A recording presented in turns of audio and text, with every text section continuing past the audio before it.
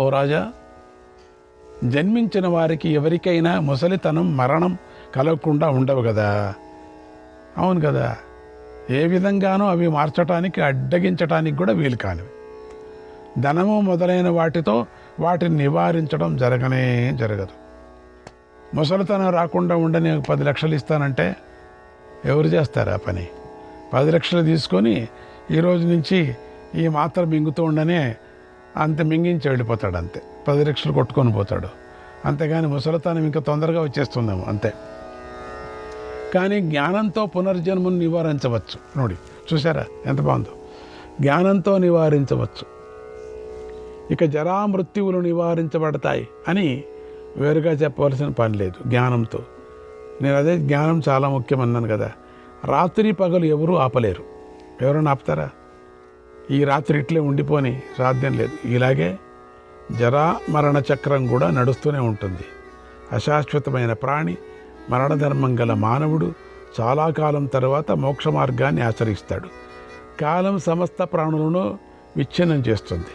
జలప్రవాహం ఏ వస్తువునైనా ముందుకు నెడుతూనే ఉంటుంది కదా. అలాగే కాలం కూడా నిరంతరము ప్రాణులను తన వేగంతో ప్రవహించేలాగా చేస్తూ ఉంటుంది. ఈ కాల నావలేని సముద్రంలాగా తరంగాలతో కూడి ఉంటుంది. దానిలో జరామరణాలు పెద్ద పెద్ద మొసళ్ళు తిష్టవేసి ఉన్నాయి. ఆ కాలసాగరంలో కొట్టుకుపోతూ మునుగుతూ ఉండే జీవుణ్ణి ఎవరూ కాపాడలేరు. ఈ లోకంలో ఈ జీవుడికి తనవారంటూ ఎవరు లేరు. అలాగే ఆ జీవుడు కూడా ఎవరికి ఏమీ కాడు. భార్యపుత్రాదులైనటువంటి ఇతర బంధువులందరూ కూడా మార్గమధ్యంలో కలిసి విడిపోతూ ఉంటారు కదా. ఈ లోకంలో పూర్వం ఎవరితో కలిసి చిరకాలం ఉండలేరు. ఎవరైనా ఉన్నారా? ఎవరు? 10,000 సంవత్సరాలు ఉండినప్పటికి కూడా 11,000 సంవత్సరాలు వెళ్ళిపోవాల్సిందే, వాళ్ళు ఉండరు.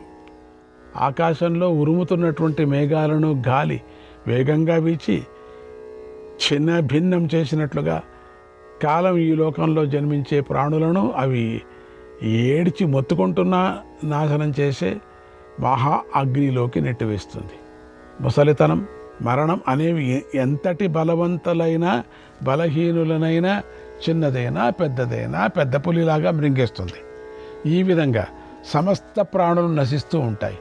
అలాంటప్పుడు నిత్య స్వరూపుడైన జీవాత్మ ఆ ప్రాణులకు జన్మించినప్పుడు ఎందుకు సంతోషించాలి? మరణించినప్పుడు ఎందుకు దుఃఖించాలి? కుతోకమాగతః కోస్మి కుతోకమాగతః కోస్మి క్వగమిష్యామి కస్యవా క్వగమిష్యామి కస్యవా తస్మిన్ స్థితః క్వ భవిత కస్మిన్ స్థితః క్వ భవిత కస్మాత్కి మనో శోచసి కస్మాత్కి మను శోచసి. నేనెవడిని? ఎక్కడి నుండి వచ్చాను? ఎక్కడికి పోతాను? ఎవరితో అయినా నాకు గల సంబంధం ఏమిటి? నేనే ప్రదేశంలో ఉన్నాను? ఎక్కడ మళ్ళీ పుడతాను? అనే ప్రశ్నలన్నిటికీ మనకు సరైన సమాధానం తెలుసా? ఇవన్నీ కనుక బాగా ఆలోచిస్తే ఇక దుఃఖించడం ఎందుకు? దుఃఖించడమే అనవసరం అని తెలుస్తుంది. మంచి పనులు చెడ్డ పనులు చేసేవాడు కాకుండా ఇతరుడు ఆ కర్మల ఫలంగా లభించే స్వర్గ నరకాలను చూశాడా? అనుభవించాడా? ఎవడున్నాడు? ఎవడూ లేడు. కనుక శాస్త్రం చెప్పిన ఆజ్ఞలను పాటిస్తూ వాటిని అతిక్రమించకుండా ప్రజలందరూ దానము, యజ్ఞము మొదలైన సత్కర్మలను చేస్తూ ఉండవలసిందే అన్నాడు పంచశిఖ మహర్షి. శ్రీకృష్ణాయ పరమాత్మనే నమః. 320వ అధ్యాయం. ధర్మరాజు భీష్ముడిని ఇలా అడిగాడు. ఓ పితామహ, గృహస్థాశ్రమాన్ని విడిచిపెట్టకుండా బుద్ధికి లయస్థానమైన మోక్షాన్ని ఎవడైనా పొందాడా? పొందితే అతడి గురించి చెప్పు. ఈ కనిపించే స్థూల శరీరాన్ని సూక్ష్మ శరీరం ఎలా విడిచిపెడుతుంది? సూక్ష్మ శరీరాన్ని ఆత్మ ఎలా వదిలిపెడుతుంది? అంటే జీవుడు స్థూల సూక్ష్మ శరీరాభిమానాలు ఎలా విడిచిపెడతాడు? ఆ త్యాగ స్వరూపాన్ని, మోక్ష స్వరూపాన్ని నాకు చెప్పు అని అడిగాడు. భీష్ముడు ఇలా చెప్పాడు. ఓ ధర్మరాజా, ఈ విషయం గురించి జనక సులుభుల సంవాదం చెబుతాను.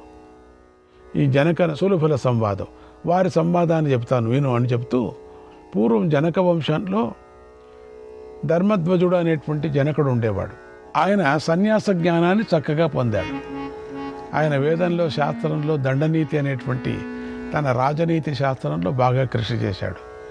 ఇంద్రియాలను అదుపులో ఉంచుకొని ఆ భూమిని పాలించాడు. వేదవేత్తలైన సాధు ప్రవర్తనను గమనించారు. ఆయనలాగానే తాము కూడా మంచి ఉత్తములు కావాలి అని కోరుకున్నారు. ఆ కాలంలోనే సులభ అనే ఒక సన్యాసిని యోగ ధర్మాన్ని ఆచరించి సిద్ధిని పొందింది. సంతోషంగా ఒంటరిగా భూలోకంలో సంచరిస్తోంది. అప్పుడు తాను తిరుగుతున్నటువంటి అన్ని ప్రదేశాల్లోనూ సన్యాసులు మోక్షం గురించి మాట్లాడుకుంటూ జనక మహారాజును గొప్పగా పొగడటాన్ని వింది. వారు చెబుతున్న అత్యంత సూక్ష్మమైనటువంటి ఆత్మతత్వం ఆయనకు తెలుసా? ఇది నిజమా అసత్యమా అనే సందేహం సులభకు కలిగింది. ఆ జనకరాజును ఎలాగైనా సరే చూడాలి అనే కోరిక ఆ సులభకు కలిగింది. ఆమె కలిగింది. తన యోగశక్తితో తనకున్న శరీరాన్ని విడిచిపెట్టింది. వెంటనే అందమైన ఇంకొక రూపాన్ని ధరించింది. ఆమె శరీరంలోని అన్ని అవయవాలు చక్కని సౌందర్యంతో ఉన్నాయి. ఆమె చక్కని కనుబొమ్మలు, పద్మపత్రాల వంటి కన్నులు కలిగి ఉంది. ఆమె విదేహ రాజధానిలోకి ప్రవేశించింది. ఆ మిథిలా నగరమంతా జనంతో నిండిపోయింది. ఆమె జనకరాజును చూసింది. ఆ అందగత్తెను చూసి జనకుడు ఆశ్చర్యపోయాడు. ఈమె ఎవరు? ఈమె ఎవరి బంధువు? ఎక్కడి నుంచి వచ్చింది? ఎందుకు వచ్చింది అని మనసులో అనుకుంటూ ఆమెకు స్వాగతం చెప్పాడు. ఒక్క చక్కని ఆసనమిచ్చి కూర్చోమన్నాడు. తర్వాత పూజ చేసి మంచి భోజనం పెట్టి సంతోషపెట్టాడు. తర్వాత సులభ కొన్ని ప్రశ్నలు అడగాలనుకుంది. అప్పుడు సకల విషయాలు తెలిసిన విద్వాంసులు, మంత్రులు అందరూ కూడా అక్కడ ఉన్నారు. జనకుడు వారి మధ్యలో కూర్చొని ఉన్నాడు. జనకుడిని చూసి ఈ రాజు అసలు ఈ రాజధర్మాల నుంచి ముక్తుడయ్యాడా? ఇతడు జీవన్ముక్తుడేనా అని ఆమెకు సందేహం కలిగింది. ఆమెకు యోగశక్తులు బాగా తెలుసు. అందుచేత ఆమె వెంటనే తన సూక్ష్మ బుద్ధితో రాజు బుద్ధిలో ప్రవేశించింది. ఆమె తన నేత్రకిరణాలతో రాజు నేత్రకిరణాలను బంధించేసింది. యోగ బలంతో ఆయన చిత్రాన్ని నియంత్రించి తనకు వశం చేసుకుంది. ఇక ప్రశ్నలు అడగటానికి సిద్ధమైంది. జనకుడికి ఆమె యోగిని అని తెలిసిపోయింది. ఆమె ఏం చేస్తుందో, ఆమె మనస్సులోని అభిప్రాయం ఏమిటో తెలిసింది. ఆమె చేసిన పనిని ఆదరించాడు. చిన్న నవ్వుతో తన భావంతో ఆమె భావాన్ని గ్రహించాడు. జనక మహారాజుకు ఛత్ర చామరాలు మొదలైన రాజచిహ్నాలు లేవు. అలాగే త్రిదండం మొదలైన సన్యాస చిహ్నాలు సులభకు లేవు. ఇక ఒకే శరీరంలో ఉండి వారు చేసిన సంవాదాన్ని చెబుతున్నాను విను. ఒక శరీరంలోనే ఇద్దరు మాట్లాడుతున్నారు. జనకుడు ఇలా అడిగాడు. అంటే ప్రశ్నించుకోవటం, తర్వాత సమాధానం చెప్పాను. జనకుడు ఇలా అడిగాడు. ఓ భగవతి, ఈ సన్యాస దీక్ష ఎలా పొందావు? నువ్వెవరు? ఎక్కడికి వెళుతున్నావు? ఎక్కడి నుండి వచ్చావు? నేను ఇప్పుడు ఛత్రము మొదలైనటువంటి రాజచిహ్నాలన్నిటినీ వదిలేశాను కనుక నా అసలు స్థితిని గ్రహించు. నువ్వు నాకు పూజ్యగా కనిపిస్తున్నావు కనుక నేను నిన్ను గౌరవించాలని అనుకుంటున్నాను. పూర్వం నేను మోక్ష విషయ జ్ఞానాన్ని పొందిన ఒక మహానుభావుడి గురించి చెబుతాను విను. ఆయనలాగా దానిని చెప్పగలవారు ఎవరూ లేరు. ఆయన పరాశర గోత్రంలో పుట్టారు. సన్యాస ధర్మాన్ని పాటించారు. వృద్ధుడు, మహాత్ముడు. ఆయన పేరు పంచశిఖుడు. ఆయనే నాకు గురువు. నేను వారికి ప్రియమైన శిష్యుణ్ణి. సాంఖ్యాజ్ఞానం, యోగ విద్య, రాజనీతి అనేటువంటి 3 విధాలైన దారిలో వెళ్ళవలసిన విధానాన్ని నాకు నా గురుదేవులు ఉపదేశించారు. ఈ విషయాలలో నాకు ఉన్న సందేహాలన్నీ తొలగిపోయాయి. పూర్వం ఒకనాడు మా గురుదేవులు శాస్త్రం చెప్పినట్లుగా ఆచరిస్తూ లోక సంచారం చేస్తూ మా రాజ్యానికి వచ్చారు. 4 నెలలు నా ఇంట్లోనే ఉండి నా ఆతిథ్యం స్వీకరించారు. ఎంతో సుఖంగా ఉన్నారు. వారు సాంఖ్యశాస్త్రంలో గొప్ప విద్వాంసులు. వారికి అన్ని సిద్ధాంతాలు ఉన్నట్లుగా తెలుసు. అలాంటి మా గురువుగారు, అలాంటి ఆయన వద్ద నేను త్రివిధ మోక్ష ధర్మాలను శ్రవణం చేశాను. అప్పుడు వారు నాతో రాజ్యత్యాగం చేయమని చెప్పలేదు. నేను వారి ఉపదేశ ప్రకారం విషయాసక్తి లేకుండా ముక్తి విషయాలైనటువంటి 3 విధాలైన మోక్ష మార్గాలను ఆచరిస్తూ ఉన్నాను. ఏకాకినైన పరమపదంలో ఉన్నాను. వైరాగ్యం పునరేతస్య వైరాగ్యం పునరేతస్య మోక్షస్య పరమో విధిః. మోక్షస్య పరమో విధిః. జ్ఞానాదేవ చ వైరాగ్యం. జ్ఞానాదేవ చ వైరాగ్యం జాయతే యేన ముచ్యతే. జాయతే యేన ముచ్యతే. ఈ మోక్షానికి వైరాగ్యం అనేది పరమావశ్యకం, ప్రధాన సాధనం. ఆ వైరాగ్యం జ్ఞానం వల్లనే సిద్ధిస్తుంది. దానివల్లనే వ్యక్తి ముక్తుడవుతాడు. మానవుడు జ్ఞానంతోనే ముక్తిని పొందటానికి ప్రయత్నిస్తాడు.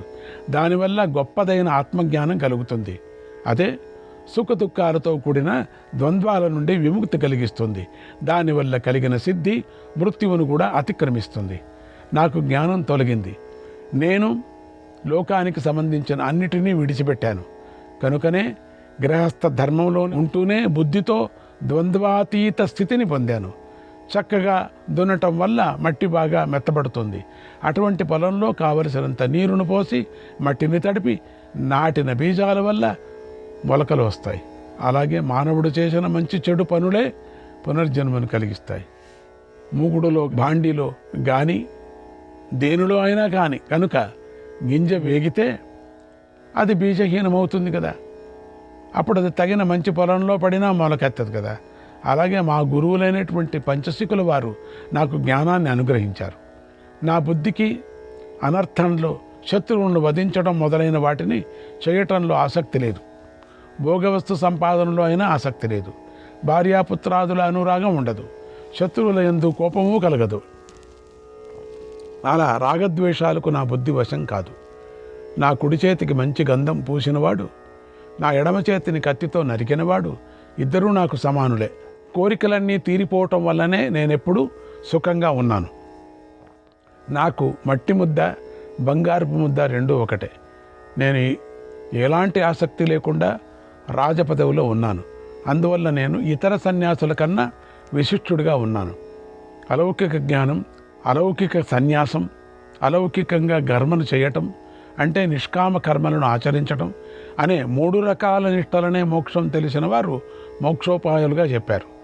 సూక్ష్మదర్శులైన యతులతో ఒక వర్గం వారు జ్ఞాననిష్టయే మోక్ష సాధనం అని చెప్పారు. ఒక వర్గం వారు, ఇంకొక వర్గం వారు కర్మనిష్టయే మోక్ష సాధనం అని చెప్పారు.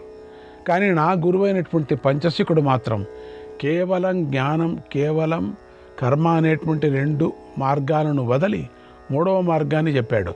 అదేమిటంటే యమ నియమ కామద్వేష పరిగ్రహ మానదంభ స్నేహాల వల్ల కలిగే లాభ నష్టాలలో సన్యాసులు కానీ సంసారులు కానీ సమానంగానే ఉంటారు.